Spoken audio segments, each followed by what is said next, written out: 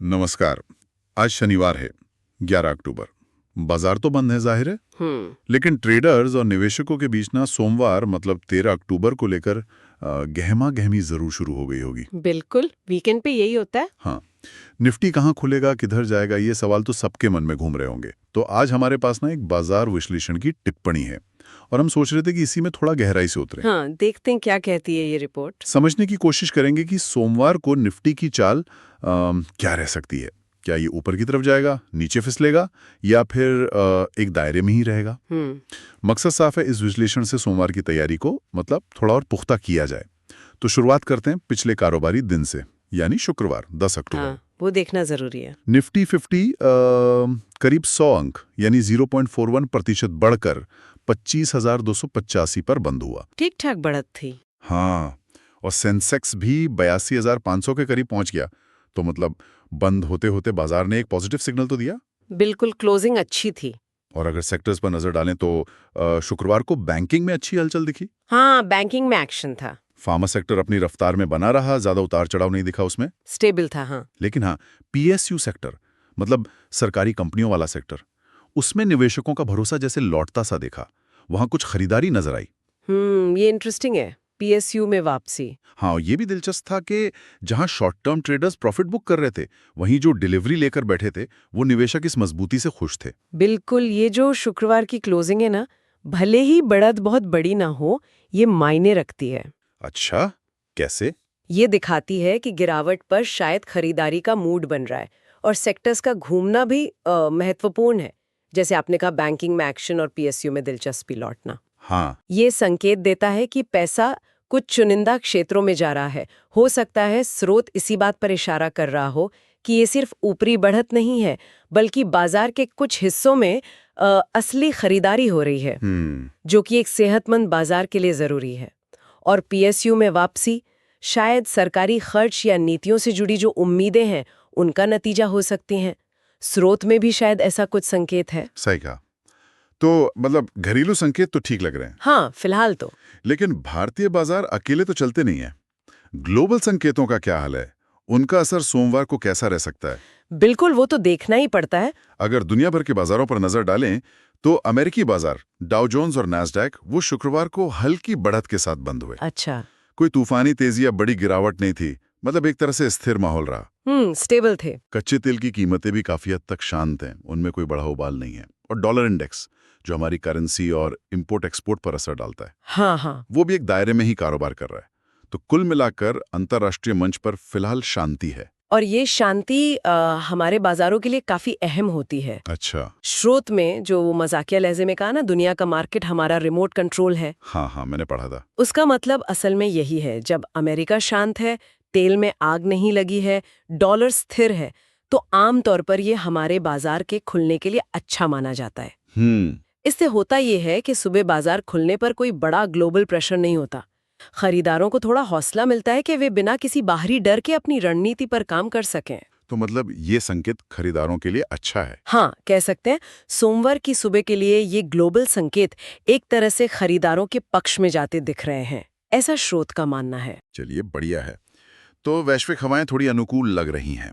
अब आते हैं उस चीज पर जिसे ट्रेडर्स बहुत ध्यान से देखते हैं, तकनीकी विश्लेषण, टेक्निकल एनालिसिस। हाँ, लेवल्स की बात। स्रोत ने सोमवार के लिए किन स्तरों को महत्वपूर्ण बताया है? देखिए, स्रोत के विश्लेषण के मुताबिक सोमवार के लिए सबसे महत्वपूर्ण सपोर्ट लेवल जो है वो 25,000 के आसपास है। 25,000 साइकोलॉजिकल लेवल भी है। हाँ, इस पर खास जोर दिया गया है। उनका मानना है कि जब तक निफ्टी इस लेवल के ऊपर बना रहता है, तब तक बाजार में तेजी का रुझान मतलब बुलिश ट्रेंड वो जारी रह सकता है। ये एक तरह से लक्ष्मण रेखा समझ लीजिए। बिल्कुल, बेस की तरह। और अगर निफ्टी ऊपर की तरफ जाता है तो रुकावट कहाँ मिल सकती है, रेजिस्टेंस लेवल कहाँ है? हाँ, वो भी जरूरी है। वो बताया गया है 25,450 से 25,500 के बीच। अच्छा, 450-500 का जोन। हाँ, स्रोत का कहना है कि अगर निफ्टी इस जोन को पार कर लेता है तो फिर अगला पड़ाव 25,700 और उसके बाद शायद 25,900 तक भी देखने को मिल सकता है। अच्छा, मतलब पोटेंशियल है ऊपर जाने का अगर ये लेवल पार होता है तो। हाँ बिल्कुल। लेकिन एक संभावना ये भी है कि अगर बाजार थोड़ा सुस्ताने के मूड में रहा तो हमें कंसोलिडेशन देखने को मिल सकता है।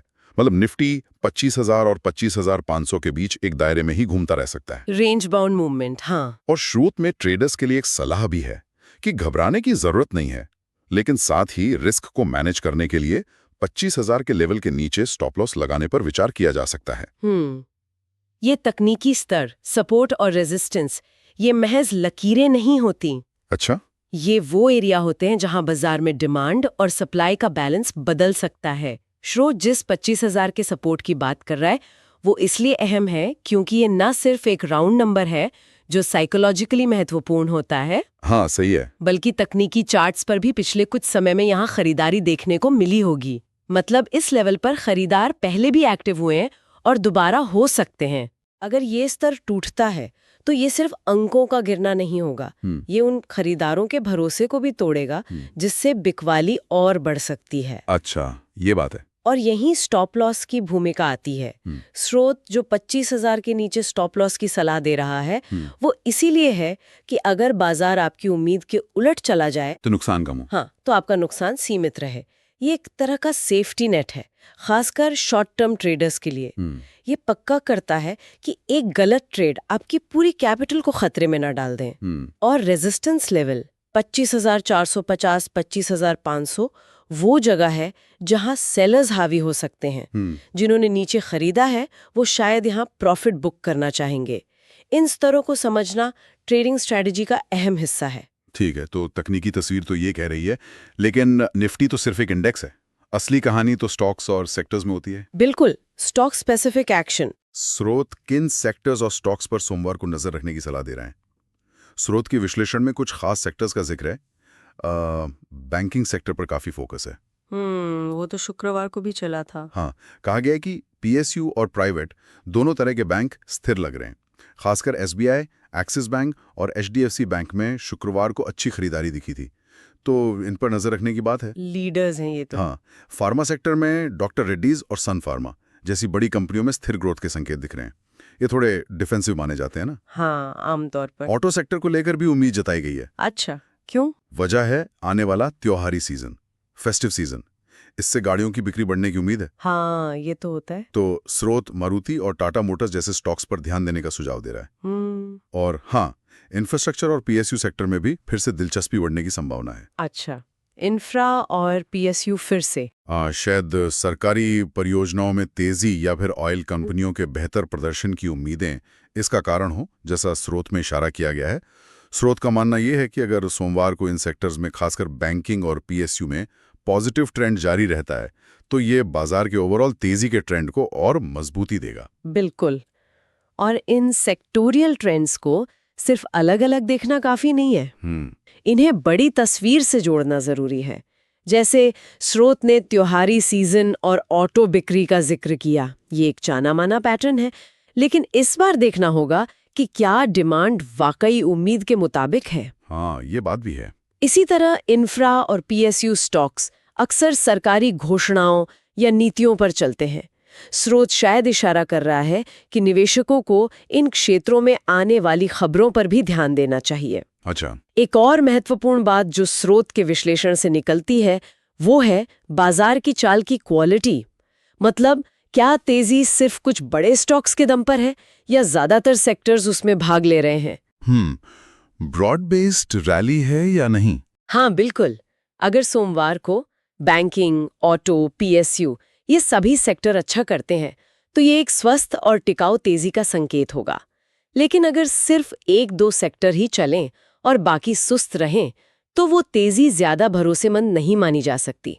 स्रोत का झुकाव शायद एक संतुलित बढ़त की उम्मीद की ओर है। ये तो हुई बाजार की चाल और आंकड़ों की बात, लेकिन ट्रेडिंग सिर्फ गणित नहीं है, इसमें इंसानी भावनाएं भी बहुत मायने रखती हैं, है ना? अरे बहुत ज्यादा, सबसे ज्यादा शायद वही। स्रोत ने इस मनोवैज्ञानिक पहलू, साइकोलॉजिकल एस्पेक्ट के बारे में क्या कहा है? स्रोत ने इस पर काफी जोर दिया है।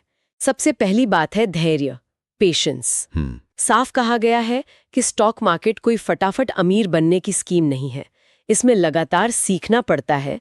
जो सीखता रहता है वही स्मार्ट ट्रेडर बनता है। सही बात है। बाजार रोज नई चुनौतियां पेश करता है और उनसे निपटने के लिए ज्ञान और अनुभव दोनों जरूरी हैं। बिल्कुल, लर्निंग कभी खत्म नहीं होती यहाँ। एक और बहुत अच्छी सलाह दी गई है वीकेंड के बारे में। अच्छा, क्या? कहा गया है कि शनिवार रविवार को लगातार स्क्रीन और चार्ट्स देखने के बजाय थोड़ा ब्रेक लेना चाहिए। हाँ, ये बहुत जरूरी है। आराम करें, परिवार के साथ समय बिताएं, खुद को रिचार्ज करें, ताकि सोमवार को जब बाजार खुले तो आप थके हुए और उलझे हुए ना हों, बल्कि एक ताज़े और स्पष्ट दिमाग के साथ बाजार का सामना कर सकें।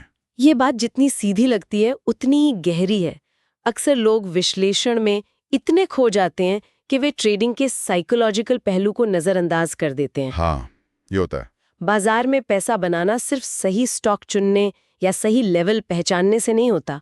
उससे कहीं ज्यादा जरूरी है अपने डर और लालच को काबू में रखना। जब बाजार गिरता है तो डर हावी हो जाता है और जब तेजी से भागता है तो लालच। दोनों ही स्थितियों में गलत फैसले होने की संभावना बढ़ जाती है। बिल्कुल। स्रोत जो धैर्य और सीखने की बात कर रहा है वो इसी इमोशनल स्टेबिलिटी को बनाने का तरीका है। एक अनुशासित ट्रेडर अपनी रणनीति बनाता है और उस पर टिका रहता है, चाहे बाजार कितना भी उतार चढ़ाव दिखाए। अनुशासन, हाँ। स्टॉप लॉस का इस्तेमाल करना भी इसी अनुशासन का हिस्सा है। और वीकेंड में बाजार से दूरी बनाना, ये मानसिक रूप से रीसेट होने जैसा है। रिफ्रेश हो जाता है दिमाग। हाँ, लगातार बाजार के शोर में रहने से फैसले धुंधले हो सकते हैं। एक ताज़ा दिमाग अगले हफ्ते आने वाले अवसरों और जोखिमों को बेहतर तरीके से देख पाता है। ये सिर्फ अच्छी सलाह नहीं, सफल ट्रेडिंग का एक अनिवार्य हिस्सा है, ऐसा स्रोत का मानना है। तो चलिए इस पूरी चर्चा को समेटते हैं। स्रोत के विश्लेषण से सोमवार के लिए जो मुख्य बातें निकल कर आ रही हैं वो ये हैं, निफ्टी के लिए अहम सपोर्ट 25,000 के पास है। हाँ, वो बेस है। अगर ये बना रहता है तो अच्छा है। ऊपर की तरफ 25,500 के आसपास एक रुकावट है, जिसे पार करने पर और तेजी आ सकती है। Resistance zone. बाजार का मौजूदा मूड सकारात्मक यानी बुलिश लग रहा है, और जिन सेक्टर्स पर खास नजर रखने की सलाह है उनमें बैंकिंग और पीएसयू प्रमुख हैं। बिल्कुल सही। और ये सारी तकनीकी स्तर, सेक्टोरल चाल और वैश्विक संकेत अपनी जगह महत्वपूर्ण है। लेकिन इस रोजाना या साप्ताहिक विश्लेषण के शोर में एक बड़ा सवाल जो हर निवेशक या ट्रेडर को खुद से पूछना चाहिए, वो स्रोत हमें सोचने पर मजबूर करता है। हम इस तरह के अल्पकालिक विश्लेषण को अपने लॉन्ग टर्म फाइनेंशियल गोल्स के साथ कैसे बैलेंस करते हैं? माँ, ये बड़ा सवाल है। क्या सोमवार की चाल देखकर हम अपने लंबे समय के निवेश को बदल दें?